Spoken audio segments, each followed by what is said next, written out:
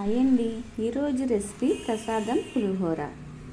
దీనికోసం స్టవ్ వెలిగించి కడాయి పెట్టి 1 స్పూన్ శనగపప్పు, 1 స్పూన్ మినపప్పు, 2 స్పూన్ల ధనియాలు, 5 ఎండుమిర్చి, కొద్దిగా కరివేపాకు, టీ స్పూన్ జీలకర్ర, టీ స్పూన్ మిరియాలు ఇవన్నీ దోరగా వేయించుకొని చల్లారాక మిక్సీ పట్టుకోవాలి. కడాయిలో కొద్దిగా ఆయిల్ వేసుకొని ఆయిల్ వేడెక్కాక కొద్దిగా పల్లీలు, ఆవాలు, శనగపప్పు, మినపప్పు, పచ్చిమిర్చి, ఎండుమిర్చి, కొద్దిగా కరివేపాకు, ఇంగువ వేసుకొని ఫ్రై చేసుకోవాలి.